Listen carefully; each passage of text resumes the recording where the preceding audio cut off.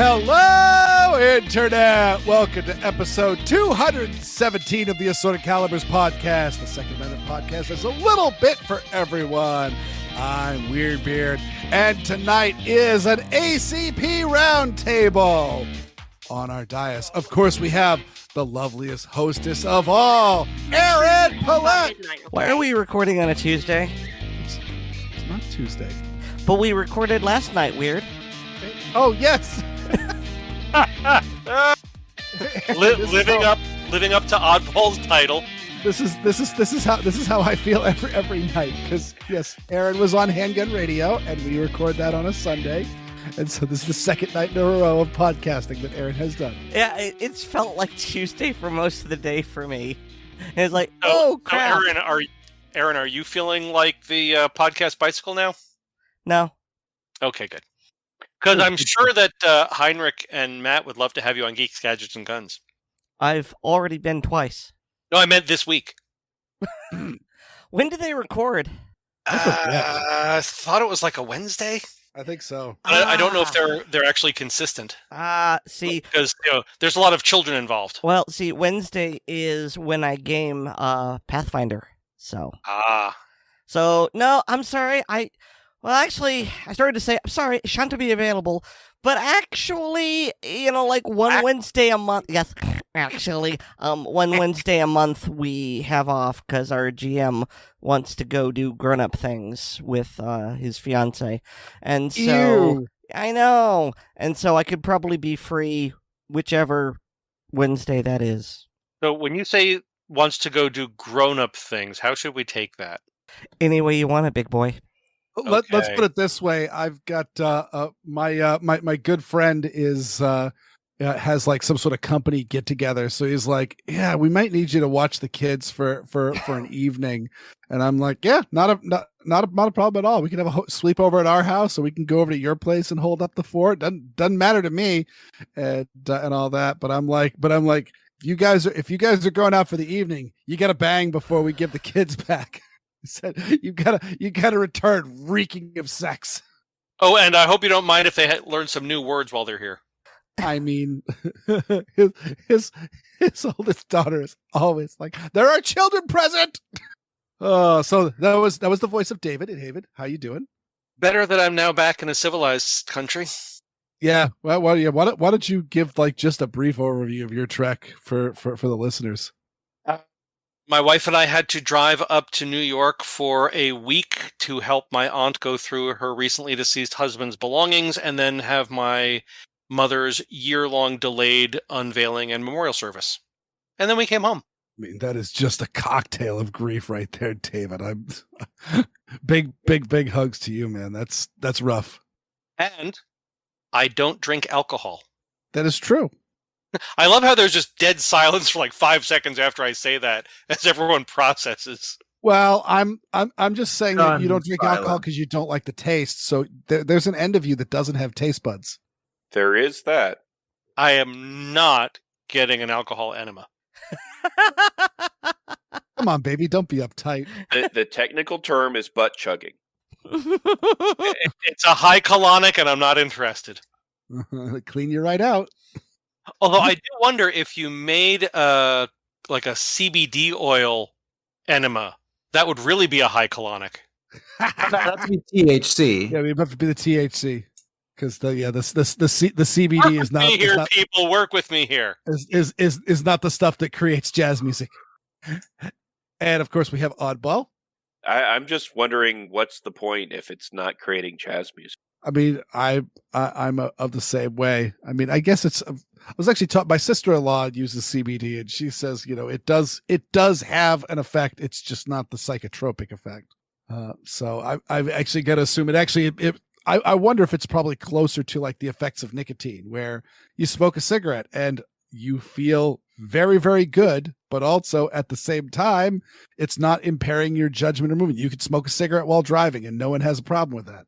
Of course, in Massachusetts, now that marijuana is decriminalized, people really enjoy smoking the jazz cigarettes while driving. I always will like get a whiff of weed, and then suddenly the light will turn green, and the smell will go away, and I'm like, oh, come on, guys, be a little classier, please.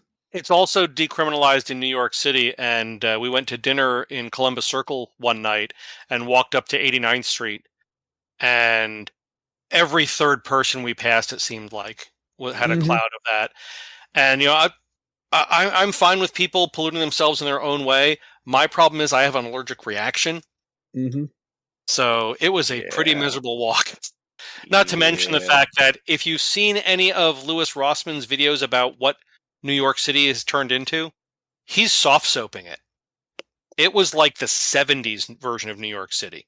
I saw more homeless people sleeping on the streets, more trash and filth, more vandalized, empty, boarded up stores than I remember in the last 30 years. Crazy. Yep. Oh, and they still have those shanties built out on the streets in front of restaurants, which makes a horrible parking situation much, much worse. The shanties are for outdoor dining? So during the height of COVID, restaurants were not allowed to have people eat inside in New York City. So what the restaurants did was they basically built little structures on the curb. So they were off the sidewalk. They were in the parking lane of the street. And some of them were fully enclosed, had air conditioning, lights, heat. They were little buildings, literally. Some of them were 2 stories. And because that was, quote unquote, outside, they could have as many patrons as they wanted dining there. And even though a lot of the restrictions have been relaxed, the shanties have not gone away because, hey, they're not paying property tax on that.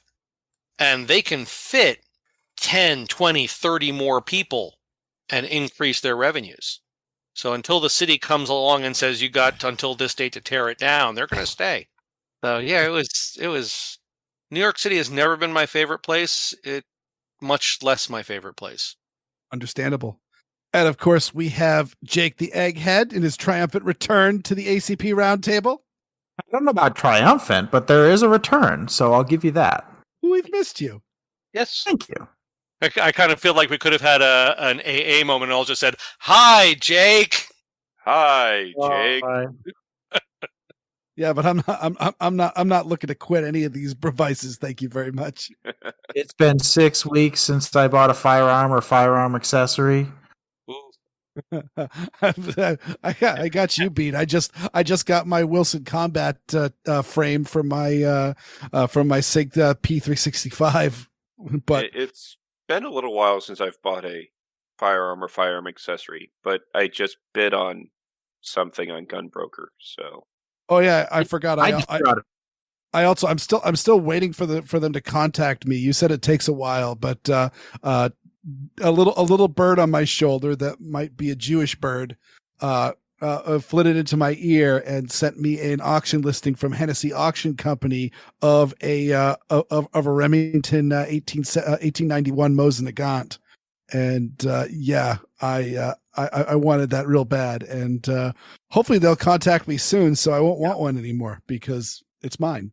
And Jake, in response to your deeply distressing admission, have you checked out the Primary Arms website lately? I actually don't remember exactly when I bought my last firearms accessory. I just threw a number out there, but 6 weeks sounds about right since I bought my PEC 2. Yeah. So I haven't bought a firearm in a while, although I did acquire 3 more this week. Yeah, I've been putting it into some of the night vision gear. I've been putting it in. Actually, I've gotten into drones, and that's another hobby that Yeah. The drones have night vision? Not yet. Give me time. Although, oh my God, can you imagine if my like $3,000 night vision goggle just got carried away on a rogue wind? I would cry. Or by a raptor, just stoops on it and knocks out of the sky. Yeah. But So we were talking actually before the show started about David just posted a picture of a sporterized Lee Enfield with the bayonet, but doesn't appear to have the bayonet lug. Not anymore. And it looks like a 22. Is that a 22 semi-auto? Yes, it is a Winchester Model 74. Nice. Okay. So the magazine tube goes up through the buttstock. So yes, Weer'd takes it from behind. Oh, that's a little hole. Is that like a King's? Is that a King's loading gate? Not exactly. It's more like the Nylon Spencer 66? or Nylon 66 to be more modern. But yeah, you basically a half turn at the rear of the buttstock. You pull the magazine tube out, and then you can just drop the rounds in through the hole in the stock. And when you push the magazine tube forward, it compresses the string, and there you go. Nice. I get you. My nylon 66, you have to take the tube all the way out and just drop them in like most guns. Okay. Yeah, so this might be more like this, like the Marlins and all that. Well, I was thinking also there was also Browning, the Auto 22 has a similar system. Okay. Is the tube at the buttstock is it captive or does it come all the way out? It can come all the way out. It's supposed to be captive. Okay. But I mean, I'm sure there's got to be a way to take it out for cleaning, but I was just thinking it'd be nice if it was captive because you'd be less likely to like drop it in the woods somewhere. Yeah. So it's like I said, it's supposed to be captive. When you pull it out, it does come out all the way. There's a little groove at the end of the tube where a little spring, kind of like a gas ring on an AR. But there's a little spring clip that would be there that it keeps it from falling out, but if you give it a tug, it would compress the spring and allow the tube to be removed entirely. So it's like a little detent, kind of. Sort of. It's functionally similar, at least, if not mechanically similar. It's a ring spring clip. And it's in remarkably good shape. Unfortunately, at some time in its life, someone decided that they needed to mount a scope on it and drilled holes in the side of the receiver. One of which goes through one of the digits of the serial number. Oh. Well, that's creative. Yeah.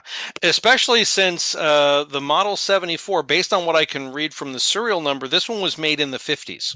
Which means technically didn't need a serial number. Well, I mean, at least there's that. If it did need a serial number, it might be a little more problematic, right? Yeah, so I can make out most of the digits. It's just that one digit is partially obscured by the hole, but it's pretty clear just based on the style of the font which digit it is. But usually it's the digit that obscures the hole, not the other way around. But hey. I know that's going to be edited out, but I needed to throw it in there for the blooper reel. I'm keeping that. That's delicious. Yeah, it's pretty good. That was perfectly clean. There was nothing profane about it. Exactly. If you think Erin said anything dirty, that's in your filthy mind. She was just simply talking about serial numbers. Yes. Yep. It's the difference between someone taking something literally as stated and putting their own emotional overlay. Mm-hmm. Kind of like the Genesis song Invisible Touch. If you consider those lyrics literally, it's a horrifying song. Same with It's Raining Men. I assume you've seen the meme about how It's Raining Men and Let the Bodies Hit the Floor are basically the same song from two radically different viewpoints. Yes. Yep. Okay. Yes, that's one of my fonder ones. I have shared that on more than one occasion. Yeah. As for me, yes, I got my Wilson Combat grip module for my SIG so that I can both upgrade it to Gucci Wilson Combat, which just seems really, really nice. And for like short money, I think it was like $70 including shipping. And then, but also I got the module that does not have the cutout for the safety. So unfortunately, my mass compliant safety for my SIG P365 won't fit in this. So I'll have to remove it. That's just a damn shame. It's just or you could take a Dremel to the new grip frame. I literally Dremeled the grip frame on a Legion grip mod for my 320 because I like my manual safety. Yeah, I mean, there's nothing wrong with that, but it's one of those, I keep it off in my pocket, and it's one of those things that, like, if I'm just kind of sitting around not doing anything, I'll stick my thumb down into the pocket holster just enough to feel the safety, just to make sure that it is in the position of which I originally selected. So yeah, so that's to do that. But I have been absolutely slammed busy since it arrived. On Friday, my daughter woke up complaining that she wasn't feeling good, and I guess she woke up in the middle of the night and wasn't doing well. We were recording film tracks, so my wife fielded that one, and then so she was out at school on Friday, and then she was mostly feeling all right. And then this weekend we had my parents down, and the goal was, my mom is a extreme neat freak. My mom is an aggressive cleaner. Like, you have to be careful because she will throw away stuff that you like just because she doesn't like the way it looks on the shelf. And so we will so we got my mom in, and essentially our garage has been a horrible mess, because essentially we have, probably for the last several years, just throw it in the garage has been like the emergency solution for if something needs to get moved around. And so you had the less depressing version of my week. Probably. And so, yeah, we pulled everything out of the garage down to the bare walls, swept out all the dirt and debris that had collected over the years, and then picked out stuff that needed to go back and stuff that didn't need to go back, and donated the stuff that we could donate. We had 1-800-GOT-JUNK show up and haul off everything else. And yeah, so it feels really, really good to actually have a usable garage again, but at the same time, whew. And then, of course, my daughter woke up this morning with my ear hurts. I'm like, yeah, we'll keep you home from school and go to the doctor's office. And that's just been the whole day. Go to the doctor's office. She has an ear infection. Luckily, it was one of those, she barely has an ear infection, so it's going to clear up fast. And turned out the sore throat that she had on Friday wasn't strep, so that's another thumbs up. And yeah, and then go get the medicine, and we walked into the drugstore because she was getting antsy and grumpy, and I'm like, you need to get outside. And so got a nice walk in, hit the library, yada yada yada, and now I'm sitting down with you guys. So that, it's just been a whirlwind. But shall we get to the topics? Sure. Well, how's Erin's week? Yeah. Oh yeah. Well, she did. We talked about Handgun Radio. Anything else, Erin? This is already going to be a long-ass episode because we farted around for an hour before we started recording. And then we've been talking about how our lives have been for like 20 minutes. I'm going to say pass so that we can get done before midnight. Fair enough. So yeah, this I called you all together. We actually have enough segments for an episode. We'll push those on to next week, but there were like a ton of topics that were coming up, and I said, you know what, this is good for a roundtable. And so the one that I wanted to lead off on is kind of the story that everybody's been talking about, which is this story on credit card companies creating a new code for purchases done for guns and ammunition retailers. And I am still not 100% sure how this works. I've got one article here that, what website is this? Oh, this is actually directly from Elizabeth Warren's website. Talking about Elizabeth Warren is behind this. As a Mass resident, I apologize. I have voted against her every chance I've had. And yeah, she is using her Wall Street connections to pressure the gun companies to make a special code so that when your credit card is swiped at a store that sells guns and ammunition, it is different than if you're at a Starbucks or at a store that just sells knives. Actually, the merchant code has already been created. It's been created by ISO, International Standards and something or other. Okay, yeah. So this the Europe, essentially the European code that's being adopted for a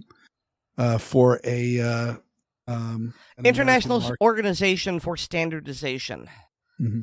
And so, yeah, they've already gone ahead and created the merchant code for firearms and ammunition purchases. And a lot of the credit card companies have just gone ahead and adopted it. Even though, interestingly enough, Visa spoke out against it, but they still agreed to adopt the MCC designation. So I'm not sure if they necessarily have the choice to not adopt it if it's part of the ISO structure. There's also the issue of I know that there were a couple banks that said that absolutely we want to do this, and if Visa works with them at, handing out their bank cards, etc., it's the question of okay, do we want to make the stand on this, or do we want to and lose this bank as a customer, or do we want to just go, okay, fine, whatever? And while Visa did make the statement of, we are not a law enforcement agency, it's not up to us we're not supposed to be regulating this stuff, but also Visa isn't necessarily a pro-gun organization, so is that a hill they're willing to die on? Right. What I think is really interesting about this is, and admittedly, I haven't done the research, so I am taking Visa's spokesdrone at its word, but they said that this is basically useless for the intended purpose. The intended purpose, according to Senator Warren's virtue signal, is that, well, the most recent spree shootings have been done with mass purchases on credit cards, and so if they adopt this monitoring, then we can prevent mass shooters by magic, apparently. Because, I'm jumping ahead. So that's why Warren wants to do this. It is to hopefully prevent mass shooting. And by magic. Well, so first of all, this depends on law enforcement actually doing their job. Well, that's how they prevented a whole bunch of the most recent oh, wait. Yeah, exactly. I mean, I'm really getting tired of the statement, the shooter was known to law enforcement. If they're not going to do their job, what good is this? But there's also the fact, circling around to what the Visa spokesdrone said, is that the information that they get does not itemize what is bought. It is simply a total. It's a vendor code more than anything else. Someone bought $100 at a gun store, and that could be a gun, that could be ammunition, that could be $100 worth of beef jerky. No one knows. Yep. Now, and to further that, for most people, actual gun purchases are kind of anomalies on their purchase history. Yep. And if you go in and you buy a $2,000 rifle, okay, you just spent $2,000 at a gun shop for perfectly legit reasons. But it's just not a usual thing for you. It's the chilling effect concept. Yeah. Yeah. Well, also, as someone who worked at several firearms retailers, is the credit card companies already know the companies that are charging. There might not have been a special code for gun shops, but it wouldn't take a very complicated query to pull all the purchases from the gun shop customer list. Yeah, you could probably cross-reference FFL addresses with addresses that the Visa company uses and get basically the same list, I'd imagine. Pretty much. Well, I mean, what strikes me about this is it's what happens when people try to regulate a community that they really just don't understand, because there's this thing that I see come up a bunch where it's, well, he had 300 rounds of ammunition, and it's put in like scare quotes, and I'm like, that's a single box. Like, that's like a half box of 22. That's a good day at the range. Exactly. I'll go through that in a day easy. And they're like, oh, no one needs over 1,000 rounds of ammunition. I'm like, I took a training class that burned through 1,000 rounds of ammunition in 2 days. Yep. So it's like they're not capturing what they think they capture, because the mass shootings require like a handful of boxes of ammunition. Maybe. So it'd be like trying to regulate drunk driving by controlling the amount of gasoline you can buy at one time. It's like the quantity that you buy is not an indicator of anything about what you're trying to do with it. Years ago, I ordered a case of 22. That was 10,000 rounds of 22. Yeah. Yeah, and it's, I mean, how many years ago? I wonder, because I wonder if that was back when you could have done that for like $17. But now it was smokeless powder. Okay, it was $20. So my real question here is, I'm not sure if this is a law that is being passed out of ignorance and the desire to do something, or if it is a backdoor. It's not so much a backdoor registry as some people have claimed, but in addition to the chilling effect that David mentioned, what you can do is begin tracking the purchasing habits of people, and you can tell, okay, this person regularly buys, whatever, from a gun store. This is a regular gun consumer. We should maybe keep more of an eye on them, assuming, of course, law enforcement does its job, rather than the person who makes this, the one-time purchase because of a hunting trip. Well, and to clarify, there has been no law passed on this. This is... Oh, we are so past passing laws now. Really, all Congress or the president has to do is make a vague gesture, maybe sign an executive order, and the regulatory agencies fall all over themselves. But I digress. You have the floor again. This is the credit card industry voluntarily doing this at the behest of Congress critters, but there's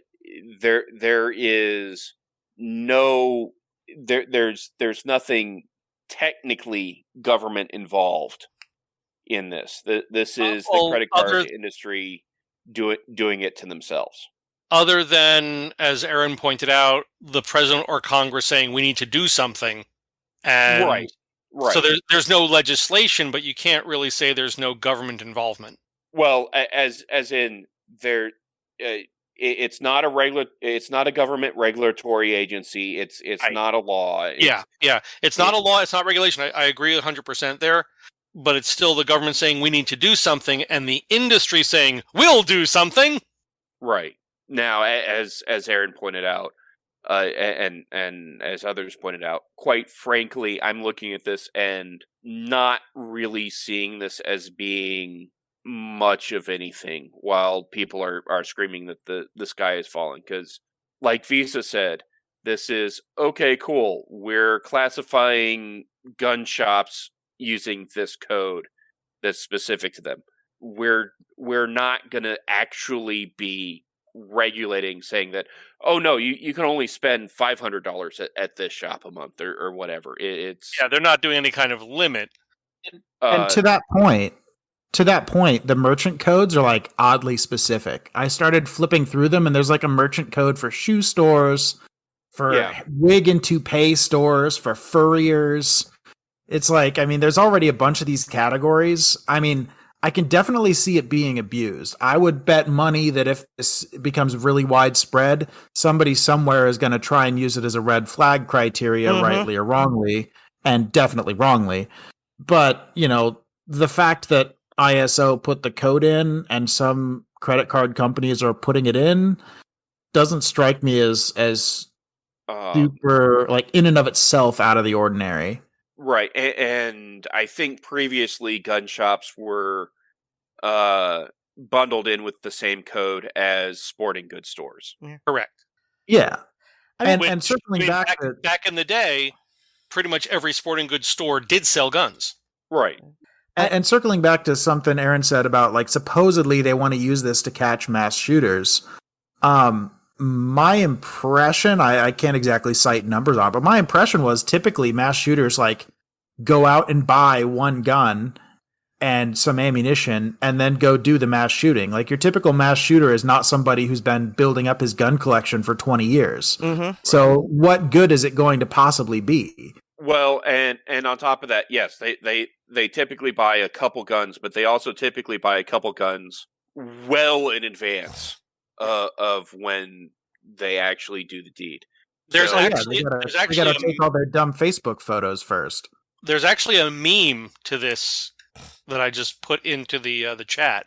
I'm sure you've all seen. How many guns should a normal person have? About 5. That sounds like a gun enthusiast to me. No, a gun enthusiast has 15. That sounds like someone obsessed with guns. No, people obsessed with guns have hundreds. That sounds like a psycho. No, psychos seldom own guns or just get 1 or 2. That sounds like a normal person, though. No, a normal person has about 5. We already covered that. Yeah. I mean, you're not wrong. Yeah. Mm-hmm. I mean, I think the normal person number is quite low. That's rookie numbers. They need to pump those up. Yeah, it's pretty amazing how quickly they add up. You're like, oh, I just want 1 or 2, and then all of a sudden you're like, well, I really don't have a handgun in 22, and then it's I don't have a large handgun in 22, and then it's I don't have a 16-inch gun in this particular caliber that's or this configuration, or you know. Mm-hmm. Well, Like, Jake, I don't think you've heard necessarily this from me, but it's something that's come up in conversation. Is a number of years ago, my wife asked me, if money was not an object, how many guns would I want? And I said 1 of each. She's like, 1 of each what? I'm like, 1 of each ever made.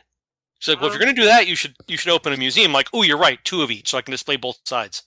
Yeah, my problem is like I want a gun for every purpose, but purposes are sort of fractal when you get down to specializations, and you can just there is no bottom. It's like my love for the Mossberg Shockwave. I think it is a very, very. It is a gun that has a purpose. It is not a silly range toy. That's the Mossberg chainsaw. But the I just have one word on that topic. One word and only one word. Altor. Yes. But the Mossberg Shockwave, yeah, no, it's got some uses. It is a functional firearm. The question is, at what instance will you have will that small compact shotgun be exactly what you need, but you wouldn't be able to have a full sized shotgun? I mean, it's just it's one of those that need exists, but boy, you're slicing that hoe's hairs really thin. Inside a vehicle, perhaps? Oh, and David, the proper purpose for the Altor is the gun that you give the opponent in a pistol duel. That is why you have them. I don't know. I was able to ring steel with that thing with my offhand, one-handed. Okay, fair. That's better than the guy who designed it. For there's a promotional video on the Altor YouTube channel where he pulls the gun out of a garbage nylon sausage sack in the Arizona desert, or it might be New Mexico. Is it New Mexico or Arizona, Oddball? It's irrelevant. I don't remember exactly. But yeah, pulls it out and has like a target at the a target like less than 15 feet away, just stuck into the ground, and shows how to take the gun off of safe, and then squeezes off a round and misses it clean.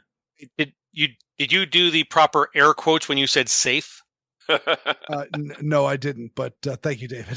Thank you for the correction. To be fair, the guy didn't want to spend more on his marketing videos than on his production equipment. Valid. Although he might have already done that by the price of the camera. Unless it was his cell phone that he already had. I think the target was like a third of the cost of his manufacturing equipment. Maybe. Have you heard Oddball's explanation from the website of the rifling? Ooh, this will be good. Oh, let me pull it up. Yeah, might as well quote it properly. I know this has nothing to do with while Oddball's looking that up, I will just put a closing thought is I certainly see it as being potentially rife for abuse in that of course it is. In that they could slide in and just say, all right, cool, this credit card code is invalid. But at the same time, like you said, this is for merchants. It's not like I just got my credit card bill today. It just says who took the money and how much money they took. Yep. And I saw an article earlier today, but unfortunately I didn't think to grab the link, about a group of gun shops who are getting ATMs put in their stores. Yes. I was gonna close with that. But by that logic, though, can't the banks track the ATM withdrawals and figure out, well, you're withdrawing cash at an ATM that's located in a gun store.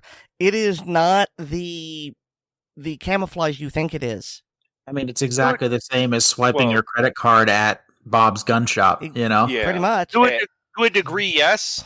However, there have been plenty of times I've gone into the local, when I lived up in New York, our local gas station had an ATM in the gas station, and I would stop on the way home, go in, make a withdrawal from the gas station, but I wasn't getting gas or anything at the gas station. Yeah, I do the same thing. The ATM fix commercials. Yeah, my grocery store has a little bank branch in it, and I will be buying groceries because that's why I'm at the grocery store. But I will then, when I'm done buying my groceries, I'll saunter up to the ATM and make a withdrawal if I happen to be a little low on cash. But it's not like I'm spending the cash in the grocery store. That is a bunch of gun stores have said that they're installing ATMs in their gun stores so that you can pay for it with cash. Certainly at this point in time, that is just the ATM code. And furthermore, even though it is the major credit card companies that tend to run debit cards, it is a debit card, not a credit card. So I don't know how different that is, but the point I was getting at is that. Oh, that's right. You were getting to a point.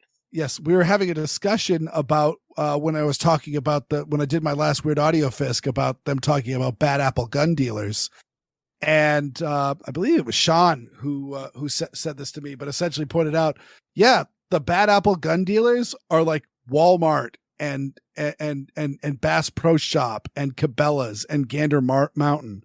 And they're not so much bad apples as they just don't care enough to train their employees. No, I don't even know if it's that. It's just simply volume and location. Mm-hmm. I mean, but bad apple implies malicious intent.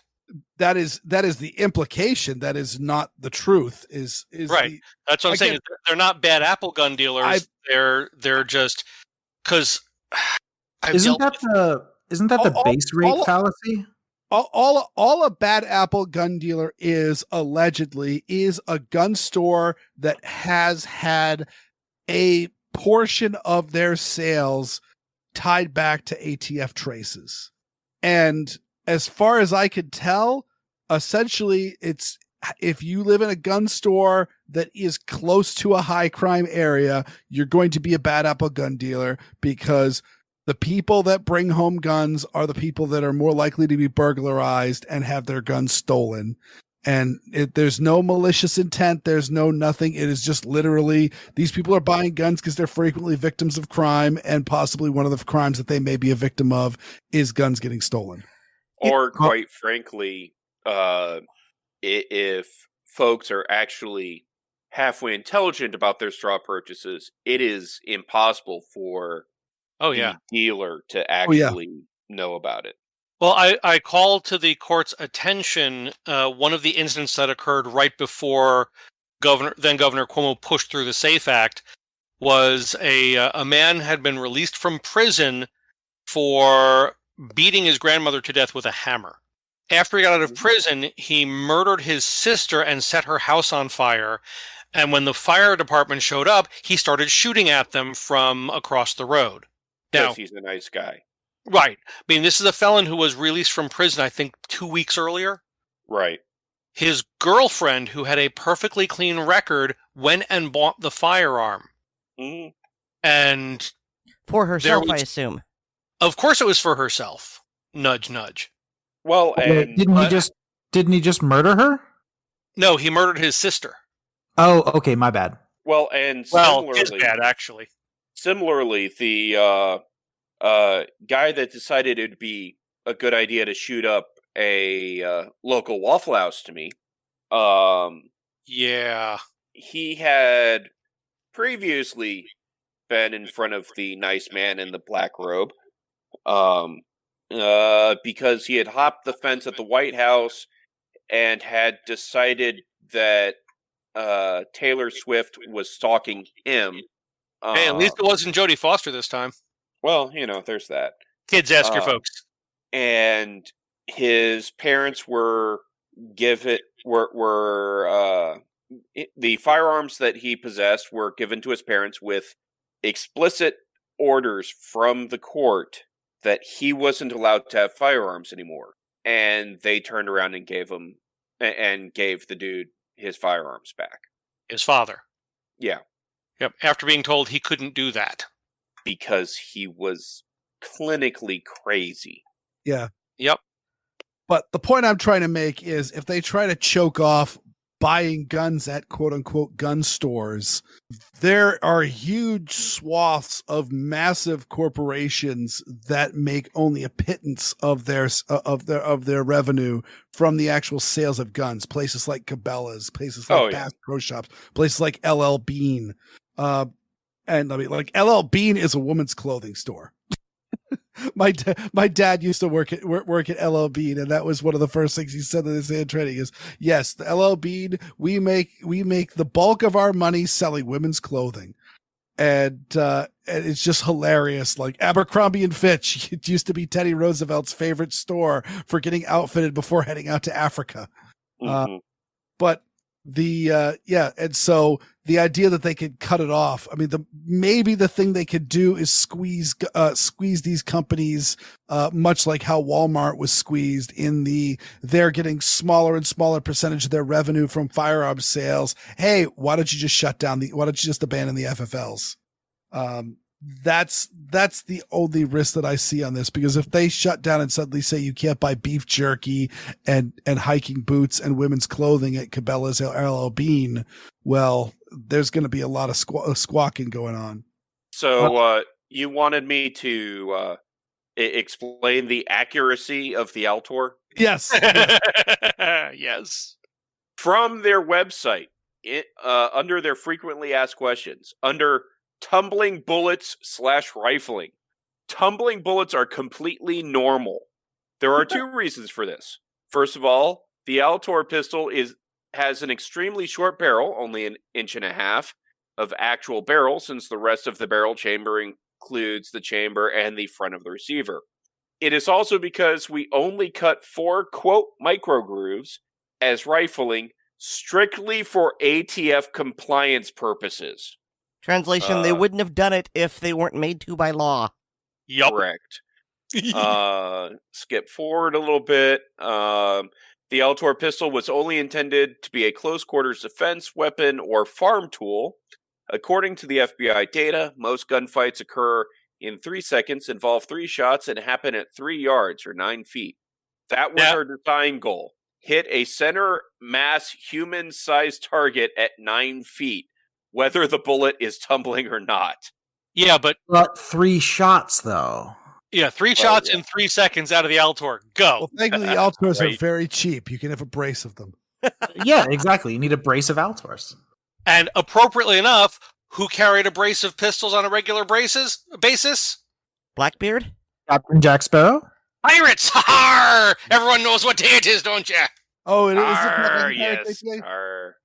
It is. Today be September the 19th, International Talk Like a Pirate Day, me hearties. I meant to actually open my initial statement. I think I saw that was Erin's cursor in the show notes. I think had the exact same mind as me. We got talking about contributing crime guns and being a bad apple gun dealer. Well, there is a famous person who has contributed to the black market of firearms. Who could that be, Weer'd? That would be, she is, I believe she's a congresswoman, but she is also running for the mayor of Los Angeles, Karen Bass. She had her home robbed and 2 guns taken. So first up, there is her house. She's vehemently anti-gun. I believe I've fisted her in the past. I wasn't able to find it just off the top of my top of my head before I figured it, just got bored and moved on to something else. But I know, like, when I heard her name, I'm like, oh, I've definitely worked with her as far as anti-gun propaganda goes. So yes, she is vehemently anti-gun. I included several stuff from her own YouTube channel of her talking about gun control. What's her name? Karen Bass. Are you sure that's how it's pronounced? It's not Bass? I mean, no, yes, it is. It is how it's pronounced because I have heard her say her name.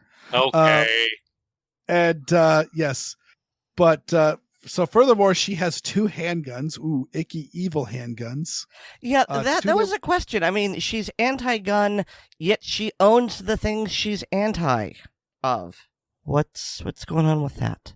Rules for thee, but not for me. Aaron. Yeah. Doesn't Dianne Feinstein have a carry permit? She sure does. Well, so does Chuck Schumer in New York City. She used to. I understand she doesn't have it anymore and she gave it up. But yes, for the longest time, she was the only person in San Francisco who had a concealed carry permit. Chuck Schumer still does have a New York City pistol license. And Rules for Aaron, thee. who is the most heavily armed person in Bermuda? That would be Michael Bloomberg when he goes on vacation.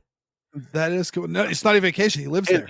It's not him. He's not armed. It's his bodyguards. Wait, Yes. I thought he lived. I'm sorry. I legitimately thought he lived in New York City. Well, he does live in New York City. He has a residence there, yeah. He has like 30 homes. But okay, the way you phrased it made it sound like he lived in Bermuda all the time. No. But okay. But that was back when he was mayor.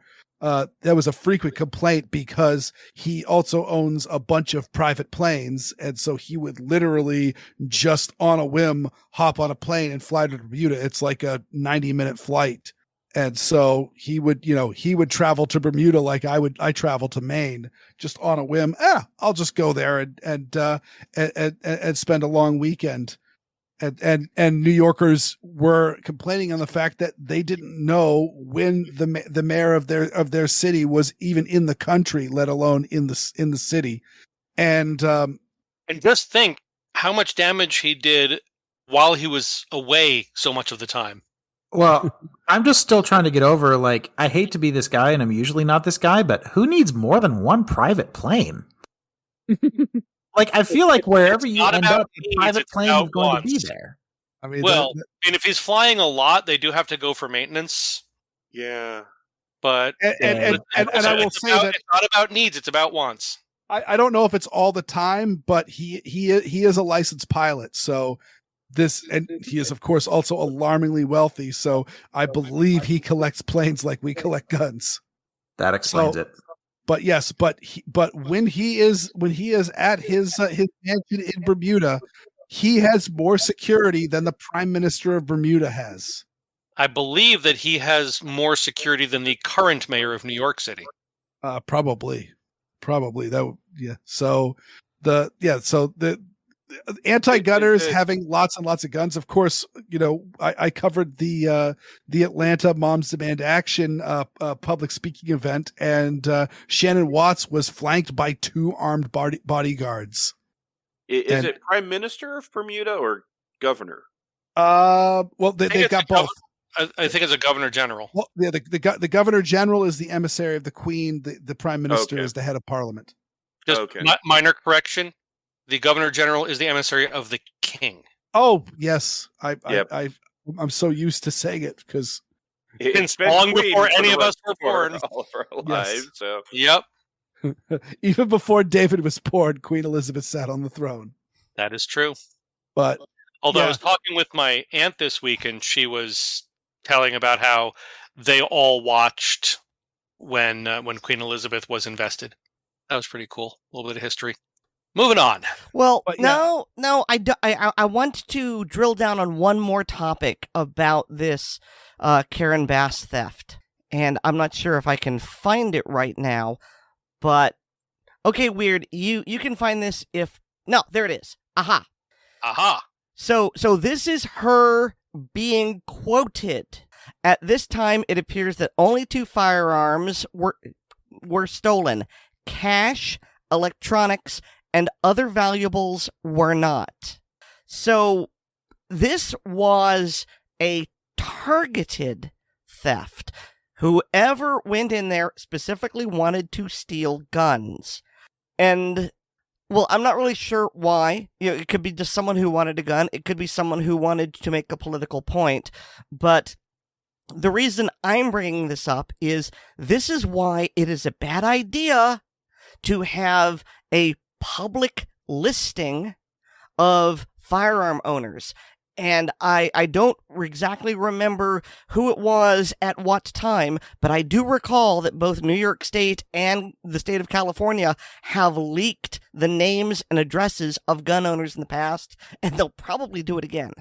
Oh, yeah. In New York, I don't know about California, but in New York, Gannett News did a Freedom of Information Act request, and which technically was improper because the request is for individuals, but they got a listing of every handgun permit holder in the city of New York, and they put up an interactive map on their website so that you could go to an address and click on it and see if there were handguns licensed at that address. Oddly enough, there were very few reports on the mass of thefts that occurred shortly thereafter. Or it could very well be that she had lost the guns previously and just declared them, oh, yeah, I had to break in and they were stolen recently. I mean, if that's the case, I would like to... No, I can't even say that with a straight face. I can't even hope that it will come to light in an investigation and she'll face justice. No, that's not going to happen. No. She's one of the protected class. I don't know off the top of my head.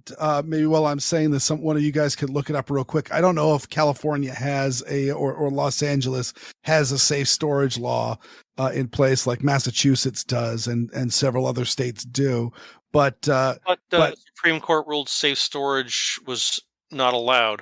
Yeah. Well, it's California. We're going to start talking. Massachusetts. We're going to talk about New York and their shenanigans very, very soon, David. So don't I was trying to give you a nice lead in. Yes, but she openly claims that the guns were safely secured and stored, and which I would apply. She doesn't specify if they were in a safe or if she just had them tucked in a drawer with trigger locks or what she's claiming was there safely secured and stored. But the idea that also they walked past cash, the cash is really strange. Yeah, that's really suspicious, which is why I suspect there's some sort of motive to it other than just stealing guns. Yes, or California does have a safe store law. Or as Oddball claimed, this is all a ruse, in which case it's really, really bad to advertise, yeah, they walked past cash to steal the guns.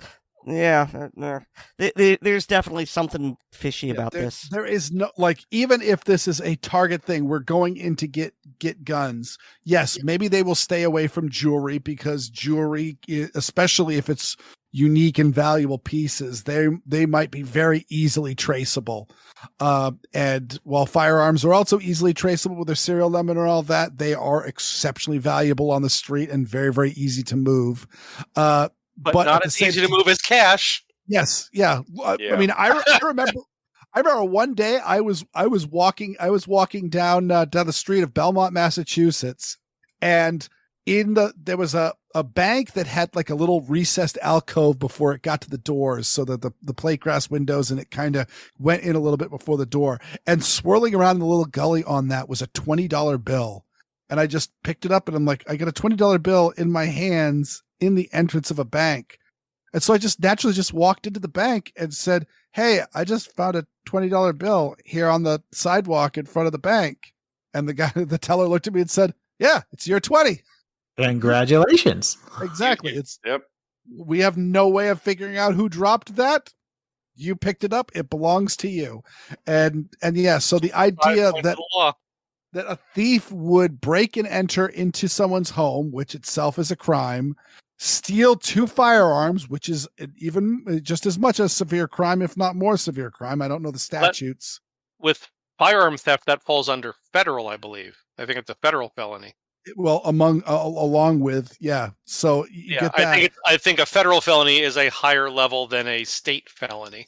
Yeah. And meanwhile, they would not take, a couple of $20 bills or a couple of $100 bills and stuff them in their pocket. This is fishy. Yeah, I mean, either that or it was a family member or something like that. Oh, that's remember there was that incident a number of years ago now where some anti-gun politician, her son stole her firearms for some reason. Yeah. I don't remember even where it was, but I remember reading about that. But either way, yes, I thought safe storage laws were illegal, and I mentioned to David about that is when the Supreme Court case rules, anti-gun states go, yeah, we're not paying attention. And so, how many divisions does the Supreme Court have? Yeah. Hey, David, why don't you take the lead on this? Which one's your favorite one to start with? None of them are my favorite. Well, actually, the last one's my favorite, so I'll save that for last.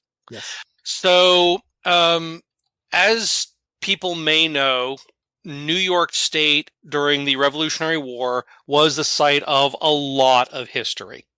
Fort Ticonderoga, Watervliet Arsenal shortly thereafter, Saratoga Battlefield. The list goes on. There's a tremendous amount of Revolutionary War history in New York.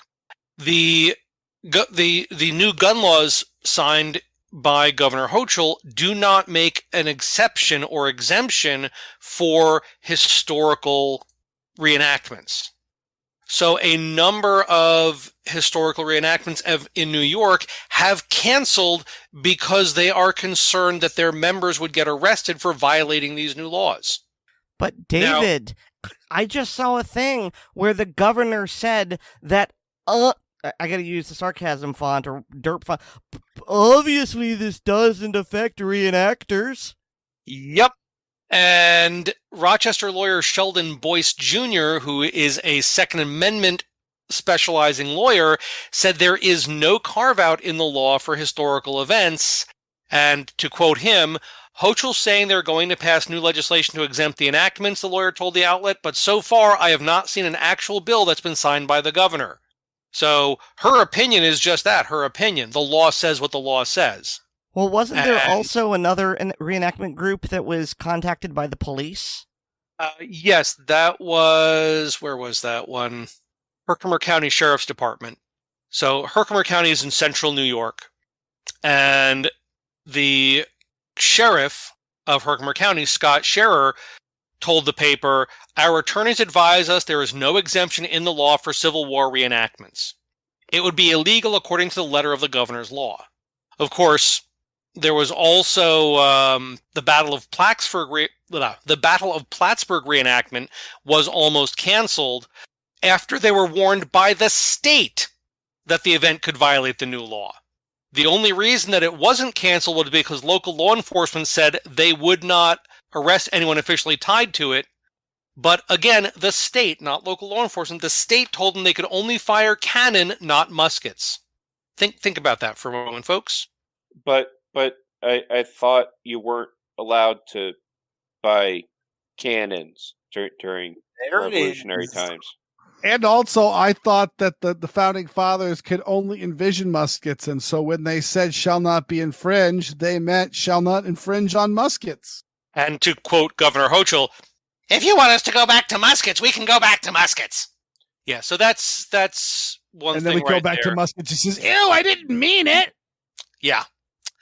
The next story is a little bit more localized to New York City, and this is having to do with the no gun zones in New York City. So the area, quote unquote, surrounding Times Square from 40th Street to 53rd Street. That's over half a mile, folks. So 40th Street to 53rd Street and 9th Avenue to 6th Avenue, which is about a third of a mile. So half a mile north to south, third of a mile east to west is a gun-free zone. That is considered the Times Square something area. I forget the actual term they use for that. And the article states that they are actually, this is the article was from just about a week ago. Oh, so I was actually in New York while this article came up. Hooray! But they're going to have signs. Licensed gun carriers and others may not enter unless otherwise specifically authorized by law. Violation of this prohibition is a felony. Mm-hmm.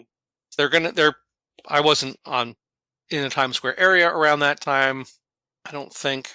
Who is and other? That means criminals. Because Licensed criminals are famous for following the law. Yes. Right. Yep. They're going to be like, oh, darn. Yeah, now this particular article was put up by AmmoLand, so the language is a little bit more angry than a traditional news source, so I'm not going to quote as much from it. But yeah, so they're putting up this signage and clearly in violation of the statements in NYSERDA versus Bruin that you can't make the entire area a sensitive zone. But what's interesting in this article, for the month of July 2022, the number of overall shooting incidents increased in New York City compared with July 2021. Citywide, shooting incidents increased by 13.4%, 178 to 157. Additionally, the number of murders citywide increased for the month by 34.3% compared to the same period last year, 47 versus 35. That's despite arrests and firearm seizures also being up, because overall crime has increased approximately 30% since that same time in 2021. Well, you did say it reminded you of the 70s, and I remember just enough of the 70s that New York was just a hellhole of crime at the time. Yeah, I mean, it's still a cesspool, but it was a very crime-riddled cesspool. Was that like the inspiration for Escape from New York, or was that around that same time? It absolutely was. Yeah. I mean, honestly, they could have filmed many of those scenes in the South Bronx without any set dressing required. The only problem was if they had filmed those scenes in the Bronx, they wouldn't have gotten out with their cameras. And think about the movie Taxi Driver. Oh, yeah.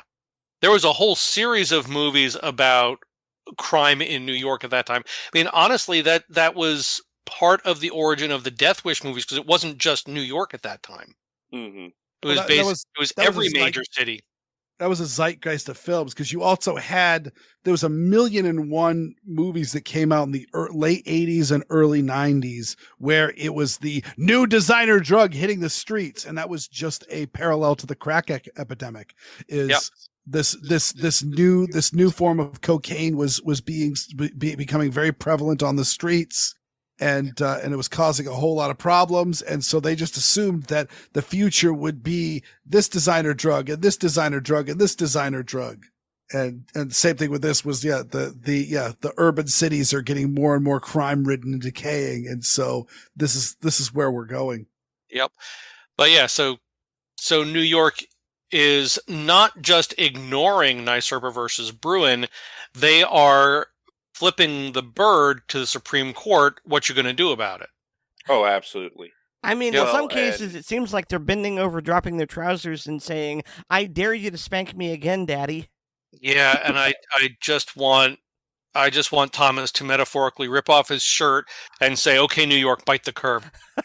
Well, I mean, there are several lawsuits that are going ahead. I mean, there's already something called Bruin 2, and yes. Well, okay, I'll let you talk about that, but also you need to talk about the New York synagogues filing. I will get to that in a moment. I'm saving that for dessert, because there is one more vegetable that I have to eat. Okay. So for our listeners who remember that I did Under Duress, the segment on the updated New York pistol licensing process. Mm-hmm. And thank you for taking one for the team on that one. It was not fun. And I mentioned that at that time, there was no report on what the cost of the 16-hour class would be. We speculated it was going to be hefty, though. Yes. Well, I found a listing for a New York State concealed carry permit course by a company called Darkstorm Industries. Hold on, David. Before that, let's just tie in a little bit of humor onto this vegetable. On the David, how high is the cost going to be? Cue Snoop Dogg / Willie Nelson meme. There you go. Yes, because the total cost of the course will be $795. Oops, that's not alone. That's plus the cost of registration. That is not the licensing cost. That is just the cost for the class. Your license can still get denied after that. Now, so please correct me if I'm wrong, but that doesn't sound like the government mandated price. That sounds like crony capitalism in action. Well, I'm going to price this really high and see how many people pay for it. Is that correct, or am I mistaken? I don't know yet. I have been trying to find out what is the actual state cost, how much of that $795 is the state getting, and I haven't been able to find firm numbers yet. Well, when you mandate 18 hours, it's not going to be cheap. No. Right. I was going to say, to make it worth the while of the trainers.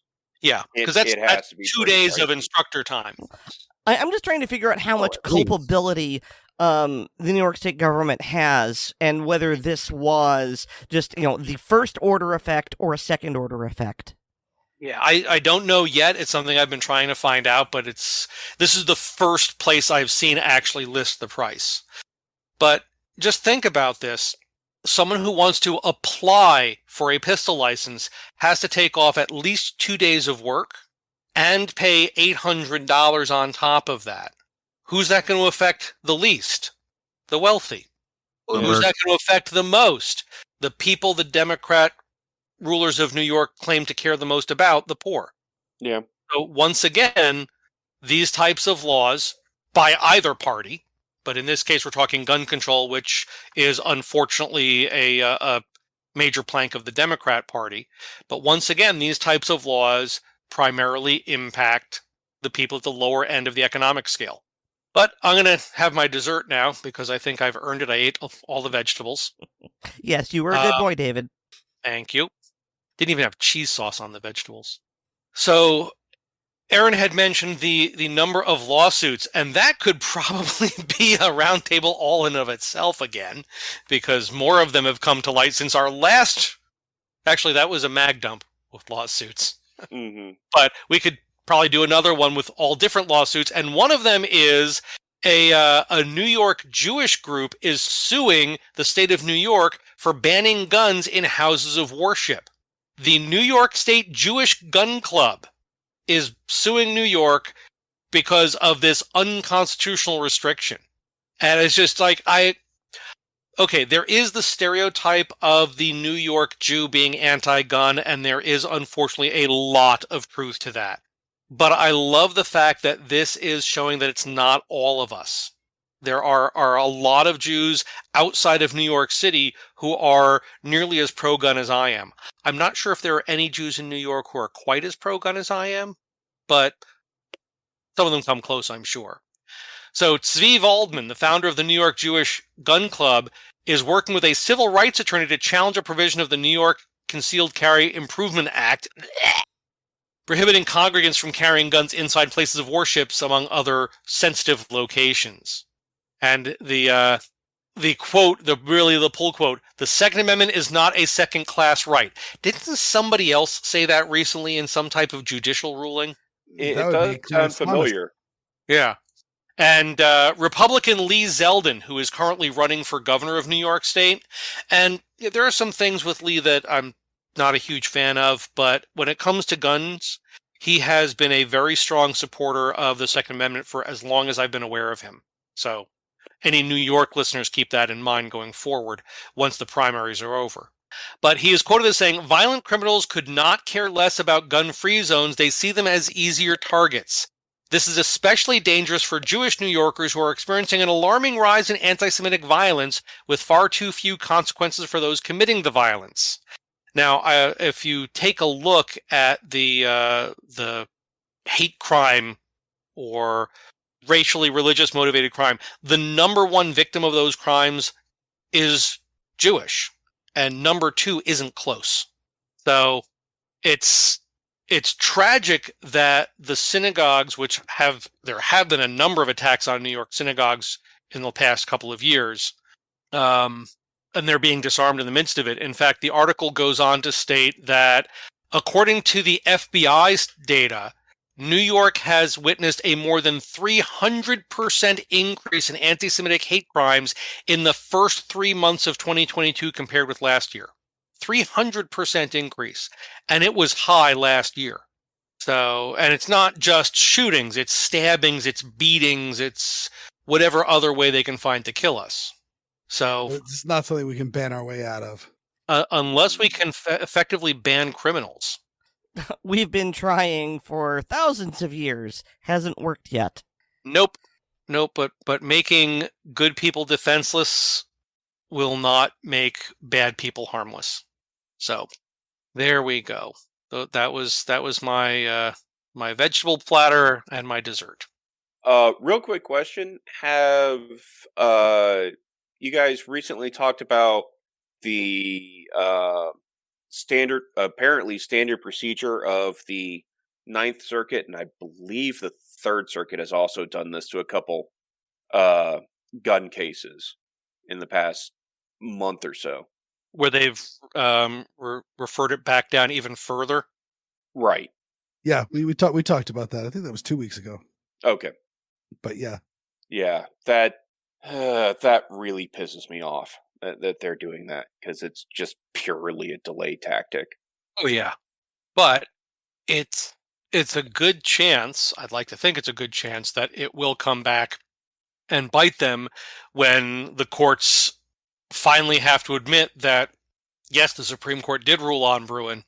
Oh yeah, and the case dealing with the California assault weapons ban, Judge Benitez, when the state of California asked for a year to come up with new arguments, his response was, "Yeah, no. You have 10 days." Yeah. I would like to see more Judge Benitez is saying, you know what? Until you come to a decision, this law doesn't exist. Well, I mean, I would love to as well, but him putting a stay on his own ruling, knowing that the appeals court is going to pick it up and deal with it, unfortunately, I think that's the correct decision. Oh yeah. Correct decision doesn't matter if we like it. Yeah. So speaking of which, I see somebody put on here about the latest win from Mr. Heller. Long may he reign.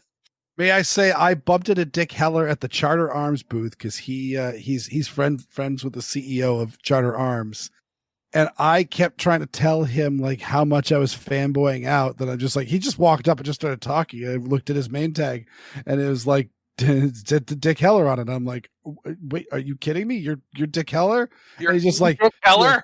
He's just like, I'm just a dude, and that was the end of it. Like, Weird, just to clarify, did you fangirl as much over Dick Heller as Ryan did over talking to Oleg? Well, I didn't witness the Ryan talking to Oleg, but I've heard his recount, and no, not even close. That's probably for the best. Yeah, you would have embarrassed yourself. So continue, Oddball. Well, I didn't want to step on anyone's toes, but I will happily take this one. But apparently, I was unaware of this, but the city of Washington, D.C., in their mad scramble to figure out how to deal with the last time Dick Heller saw him in court, passed a law saying that you could only carry 20 rounds of ammo on you. Yep. So not only, what was the, not only is there a capacity limit of how many rounds in a magazine you could have in the gun, 10, but you could, 10 rounds, but that also meant that you could only carry one spare magazine. If you carried two, well, that's a no-no. So if you tucked a box of ammo in your back pocket, yeah, I'll say right now, I was carrying around my 365 and with my Massachusetts band compliant magazines, and so I had a magazine in the gun, I had a magazine in my pocket, and there was a round in the chamber. Yes, that's what I was right. My point was going to be. So someone in DC who has that impossible to get license, they put in their 10-round magazine, chamber around, and top off the magazine, and have a spare full 10-round magazine. They're in violation of the law. Yep. Because that would be 21 rounds, and that extra 1 round obviously makes them a mass murderer. So, but fortunately, the courts have decided, no, that doesn't work. You are allowed to carry multiple spare magazines on you. Now, if only they would get rid of the magazine capacity limit as a next step. Yes, I agree with you completely, and that may be coming. Okay, I actually have to do a point of order here. It wasn't the result of the court's ruling that you could carry more magazines. DC actually caved. It gave in. It stopped fighting the lawsuit. I apologize. Yeah, okay, the court then enforced it, but the DC basically went, yeah, they filed this under Bruin. We're not going to win. Let's just save time and taxpayers' money and not fight it. And that is just the delicious icing on the cake. Mwah! And yes. As was pointed out, there's the whole thing of that means you couldn't go buy a box of ammunition and walk out the store with it, because I'm curious about the actual wording of that law. Fair. Because it may be in magazines for defensive purposes or something like that. Fair. Or ammunition, what is that?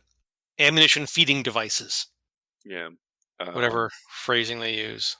But again, it's another example of, these anti-gun areas are trying to throw everything they can at the wall to see if any of it will stick. And fortunately, in this case, DC went, we've been down this road before and we got spanked. Let's not do that again. Which, yes, warms the cockles of my heart. Language. But just to tie a bow on it, now DC still has the magazine capacity limit. You can only carry 10 rounds in a magazine, although you can now carry as many magazines as you want. However, that law is now being challenged in another lawsuit brought by the same person. Which is just what's he challenging? The magazine capacity? Yes. Yes. Ah, there you go. Good man. So it remains to be seen whether or not DC is just going to give up or it's going to need to be challenged. But, as said before, nothing succeeds like success. And so far, now this guy has got the momentum of 2 court cases behind him, his own personal one plus Bruin. Yeah. Yep. And the magazine capacity, I think, has the thing of there's prior court cases saying that, capacity, magazine capacity is kosher, but that was before Bruin, which changed a lot. Everything. Yeah. Well, folks, it's getting pretty late. I'm about to turn into a pumpkin, so I'm going to have to call it a night. I got to be up in the morning, but I'll see you guys later. Well, thanks so much for coming on. I think we're wrapping up because I am equally pumpkining. Yep. Jake, I look forward to hearing more of your segments in the future. Thank you very much. I've got one more. I got one more in the queue, so hopefully it should be on the next episode, unless you get a sudden surplus of segments. Yep. No, that is the plan. And that I'll work that as a segue because I have. There is a segment from Jake coming up on the next episode, as well as a segment by me, a Weird Audio Fisk, and I'm taking it off of the Brady Campaigns podcast, of which I am a regular listener. And I suspect, is it safe to say that none of you guys listen to any of these? No, we have more self-respect. Yeah, but either way, I just wanted to talk about these. I didn't expect you to listen to them, and yeah, you guys probably wouldn't enjoy it the same way I do.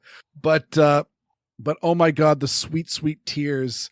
So I'm referencing the Red, Blue, and Brady podcast episode 202 and 203, and they are doing a retrospective of the 1994 assault weapons ban. And oh my God, did it make me happy, because they start off going, oh, in episode 202. So we're normally talking about tragic things. We're talking about deaths. We're talking about, trying to get a bill passed. It is sad, miserable stuff, which is something Erin and I have talked about for ages about the fact that anti-gunners just are a depressed and miserable lot, because all they're doing is dancing in the blood of innocent people. And so they said, well, we're going to talk about something good, which was the passage of the 1994 assault weapons ban. And so they talked about all the efforts that they did and all of the things. And it's interesting to hear, because there was a lot more grassroots effort before the 1994 assault weapons ban went through. And then after that, that was the high watermark of the anti-gunners. Still to this date, that was the darkest hour of gun owners in America, and it has been better ever since. But you mentioned that they said they were talking about a good thing. Did they just sort of neglect the part where it was sunset 10 years later? Well, that's the punchline is they were talking about, oh, we did this, we were successful, this is so wonderful, this is so good, and then it all went, and it ends with them just crying in their beer, talking about how angry and frustrated and saddened they are about it being sunsetted. And of course, also they're doing this sour grapes of the, our representatives aren't doing the right thing for us. It's one of those like, no, you guys are like trying to pass an assault weapons ban like right now, and it's not looking good.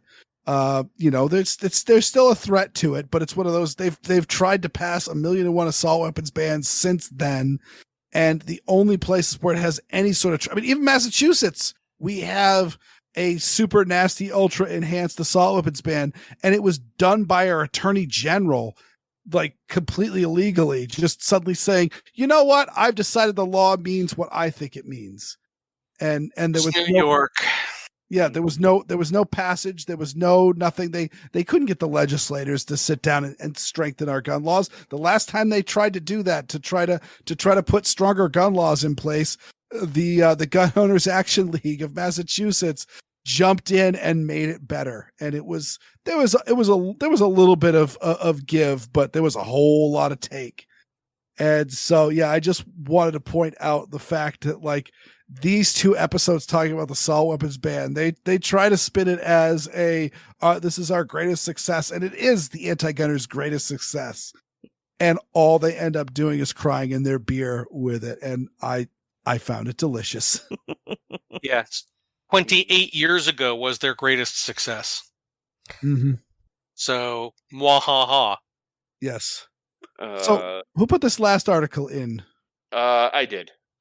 So, Erin Hogue, the president of Hogue Incorporated, that makes Hogue grips and Hogue knives. Was he the founder? No, his father was. Okay. I didn't think he was. I thought, but I didn't know how old he was. And also apparently a aircraft enthusiast, and enjoyed racing jet aircraft. You'll notice I'm using the past tense. Unfortunately, he recently during a race got too low and crashed and died. Yeah, those kind of crashes are generally fatal. Yeah, unfortunately. I mean, the way they described it, he hit the ground and it bounced, shedding pieces as it rolled. And there was a mention of a fireball, and all we can hope for is that it was quick. Yeah. And the organization put out a bulletin ensuring that nobody else was injured. Unfortunately, he passed away, and so I know a lot of our listeners probably have products from the Hogue Company. I know I have a couple, including a couple of their knives, great knives. And thoughts and prayers go out to family members and friends. Yep. It was only a few years ago that we lost, was it Noveski in a car accident? Yeah, I think so.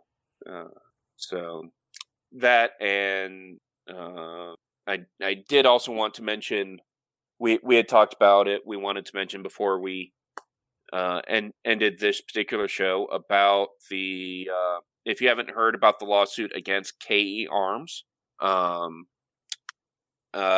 are being sued. KE Arms are the folks that currently make a polymer lower for AR-15s and actually 9mm variants. And our partners in the What Would Stoner Do project. They are being sued by the folks that previously owned the mold that they based their lower off of. And I don't know how much detail we want to go into, but the lawsuit is completely frivolous because the previous company isn't manufacturing anything right now and did not have any IP claims over.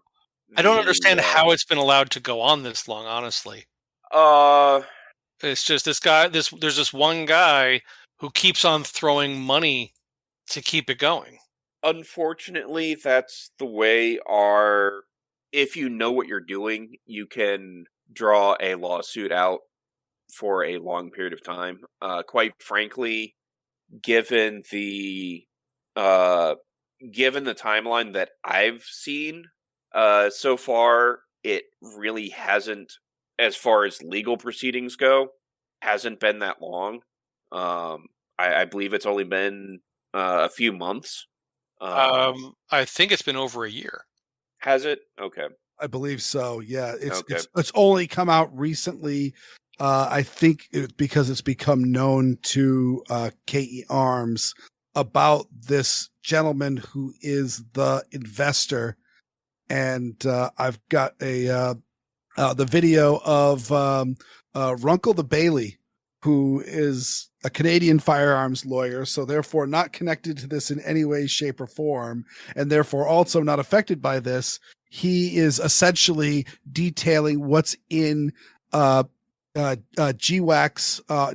Armory's gag order against KE Arms about which hysterically, their gag order, they were very specific about what they didn't want said. Mm-hmm. Yeah, which makes, as he said, makes that now a matter of public record. Yes. It is very very similar to when magicians say, I don't want anyone stealing my tricks, so I'm going to make I'm going to patent my trick so no one can steal it. Well, when you patent it, you have to have detailed drawings of what makes the trick, or at the very least just detailed descriptions. Yeah, right. And so yeah, they have all the details, and essentially the truth that they don't want you to know about is that this benefactor that is essentially keeping this lawsuit going is not someone interested in firearms, is not interested in developing firearms, is not interested in investing for the purpose of money, but is someone who wants to drive a gun company out of business. Yes, is one basically, of these. Yeah. I think there's some references to he's a hunter. So he is the prototypical FUD that is you only need what guns you can shoot ducks and deer with. And the KE Arms is making AR-15s. They have a claim, whether frivolous or not, to these, to the to this system, so they're going to sue them and essentially try to drive them out of business, so they won't be making AR-15s anymore. Right. And just to be clear, and I'm blanking out on the name of the company that originally made these lowers. That's Cav Arms. Cav Arms, thank you. Yeah. Cav Arms, a company called Cav Arms, were the folks that actually originally developed these polymer lowers, et cetera, and they never put out patents, et cetera. Actually, well, and yes, go ahead. Ian does a video that the polymer monolithic lower concept went back to the 1960s with Colt. Right. But you are right that Cav Arms were the ones who first came up with a workable monolithic polymer lower. Right. And basically, GWAX bought the molds from Cav Arms when Cav Arms went under. And which is a whole different story. Right. And produced as many lowers as they could before the molds wore out. Yep. And then said, yeah, we're not interested in spending the gobs of money that it would take to produce a new mold, et cetera, and I don't think have produced a product in years. Yeah. And GWAX, because Cav was gone by then. Right. Well, I believe also Cav Arms may have fallen afoul with the ATF with some like I said, the whole Cav Arms thing, that's a whole other story. Yeah, right. I think it's safe to say that it was some fairly well documented sloppy practices. I believe the Cav Arms crossed some lines. ATF said you can't make guns anymore. Cav Arms sold the molds to GWAX, but the guy who developed those molds did not get hired by GWAX. Correct. He actually did his own thing for a while, and then after GWAX disappeared, he was hired by KE Arms. Right. And at KE Arms, they developed new molds, and in fact, they improved on the old mold, the old blowers design, et cetera, and came out with the new polymer lowers that, from all accounts, are dramatically superior to the Cav Arms design. And GWAX is now trying to claim that there were trade secrets and IP issues and this, that, and the other, when all they ever had access to was a mold. The feeling I get from this is that the lawsuit, they aren't suing them in the hope to win. They are suing them in the hope to bankrupt them by legal fees. Mm-hmm. Correct. Yeah. And the guy behind who's funding the GWAX lawsuit has basically admitted as such, which is part of the gag order, where he documents that. Well, and also, it reminds me a lot of, if any of our listeners are in the IT world and have been around long enough to... So many possibilities there. To know about the patent trolls in the IT world, where the entire company's model is to sue other companies in hopes that they're enough of a nuisance that the other company simply settles. Yep. Instead of ever getting to court. Unfortunately, KE Arms, being a very small company, is running out of money quickly, because unfortunately lawyers are expensive. Yeah, and even if they were a larger gun company, even larger gun companies are still fairly small companies. Right. And even though this hasn't seen the inside of a courtroom yet, lawyers are still expensive before you get to that point. So they are doing some sales on their website.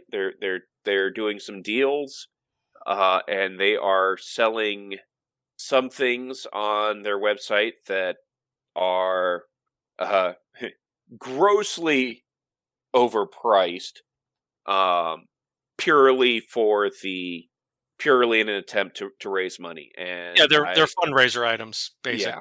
Yeah, I'll say right now, I had full. When I saw Ian did a video on this saying that, hey, just so you know, they need some money. So if you want to toss some money their way, they're not doing any crowdfunding and all that. Obviously, you can go in and buy yourself a lower or some handguards or some rifle bits for it. But also, if you're in a place that can't do it, or you're not interested in any of that, or you just want to give them a bunch of money, they have overpriced bottle openers, was specifically the words that Ian used. And we got talking about this before the show, and I was, I forgot to look that up, because I said to myself, you know what? I'm going to buy myself an overpriced bottle opener, so long as it's not ridiculous. I'm willing to throw some bread in their jar. And I found the 2A aluminum goblin on their website. It's $50. I don't know if that's with shipping or all of that, but $50 seems like a nice little donation to them. Yep. I did not realize the form factor of this bottle opener. But this bottle opener has 2 finger holes in it for stability purposes, and to be able to maneuver it properly on the bottle. Any other use is completely unjustified. Correct. I mean, just because. I get it now. Yeah. It reminds me a lot of brass novelty paperweights that you may be able to buy at gas stations and various things. Right. And so, that might fit over your fingers and brace against your palm, which I will say that Heart to Hurt did a review of various such things that I'm being coy about, since we've started off being coy, and noted that they're really not that effective as weapons. They don't really boost the ability of your fist as much as you'd think. But either way, you'd be better off with a roll of nickels. Exactly, but it's hilarious, so I'm freaking buying one. And if you guys want, you could do so too. We get the link in the show notes, or you could just look up KE. Yeah, you can buy me one. That's fine. Yeah, and similarly, you should buy one for everyone in ACP. They have a Defend 2A KP15 patch for the low price of $25. They also have the item that I really want to buy from them. Oh yeah, and the 5-pack of lowers. Well, you do have your crush washers now. That is true. See, you think you're helping. You're not. No, we don't. I will have to say, I have been eyeing that polymer lower variety pack that they have. Yeah, which is, I think it's 3 5.56 form factor and 3 9mm. Or something like that. 3 5.56 and 2 9mm. Oh, 2. Okay. So it's also 5. I thought it was But yeah. For a little bit under $1,500. Yeah, at least the 5-pack of all 5.56 is under $1,000. And quite frankly, these are complete lowers, including butt stock, so that price really isn't out of line. No, and for the 5-pack of KP15, it's complete lowers. So it's literally, you could pop an upper on it, you're ready to go, because it's of course the monolithic polymer lower, which has the trigger guard, pistol grip, and shoulder stock, but it also has the buffer and spring. It has the fire control groups. It has the bolt hold open. It has the magazine release. It has the pins, and you're getting 5 of them for $900. Yeah, that's honestly not a bad deal at all. Yeah, so if you and say a short squad of your friends all want to build similar ARs, that's a pretty good deal. So check out the show notes on that, and we are all rapidly turning into pumpkins. It is getting late. Speak for yourself. So I'm not turning into a pumpkin. I'm still thinking about ice cream. No, you can't have ice cream until we've thanked our listeners, David. And so I'm going to thank our listeners. Thank you all for listening. We really appreciate this. And a very special thanks to all our supporters on Patreon. To be on Patreon, go to patreon.com/Assorted Calibers podcast to sign up. And just like KE Arms, we're not just begging for your charity. We're selling stuff. You can get an early release of the podcast. You get bonus content like the blooper reels, the ACP film tracks, the ACP mag dump, and hey, guess what? When you sign up, you get access to all the back catalogs. So it's not just you're not just buying them one at a time. You're getting more than you can listen to. So there's that. Yeah, what he said. Now I want ice cream. Right. Also, please remember to rate us on Apple Podcasts, subscribe to us on the platform of your choice, and share the show with your friends, both online and off. And please bring me Irish cream brownie ice cream. You can get more from me at my blog, which is weirdworld.com, and you can also hear me and Erin Paulette on Handgun Radio on the Firearms Radio Network. It's just the once. It's not like I'm gonna be, the third host on the show. That would just be crazy. Although, no, they did claim to just want Oddball and I to show up for one show, and we've both done multiple shows now. Oh, I don't mind doing multiple shows. It's just being a co-host. Yeah, Ryan Machad is a very sweet man, but for someone younger than me, he's a boomer. He's a Luddite in terms of technological aptitude. He's technologically impaired. I'm honestly shocked he was able to get online. That's only because I showed him a couple times and did it once or twice for him. You're probably going to have to show him at least once a month, you realize. So, Erin... And this whole Ryan Machad is a very nice man. You must have met a different Ryan Machad. Yeah. No, he was an absolute sweetheart to me. I mean, maybe you're just unlikable. I'm a delight. I don't know. We, if nothing else, we united in basically kicking Weer'd in the nuts. Oh yeah, absolutely. I loved every second of it. So where else can we find you, Erin? You can get more nut-kicking goodness from me at Linktree/Erin Paulette. That's linktree.ee/Erin Paulette, all one word. And David, where can we find you? Well, obviously right here, occasionally on Handgun Radio. I am also a contributor on Blue Collar Prepping, which can be found at bluecollarprepping.blogspot.com. And I also have some short stories published that can be found on Amazon under the name Brenna Bach. Brena Bach. Like the machine gun. Ish. Oddball, where can people find you? Besides here... Running around in the dumpster behind the gun shop? Well, yeah, there's that. I swear I will write a blog post at some point on gunscarstech.com and on the Assorted Calibers Facebook group. And we'd like to also thank Jake for coming with us. He had an early call, so he bailed out early because we've gone way late. And I would like to thank Nate Spencer for our music. Yes. I was wondering if you were going to remember Nate. And I historically don't do this is a thing and this is the other thing and it's Assorted and so's our podcast on things like whatever this is. Roundtables. That is the word. Yeah, Roundtables mag. It's just too crazy. I just don't do it because, as Weer'd will attest, sometimes it takes me a while to do the magics, and he doesn't mind waiting, but y'all will just be, there's silence, I've got to fill it. Silence must be filled. So good night, everyone. So our tolerance for silence is Assorted, and so's our podcast. You motherfucker. Good night, everybody. Oh, there's a good bleep. Good night, folks. Good night, everyone.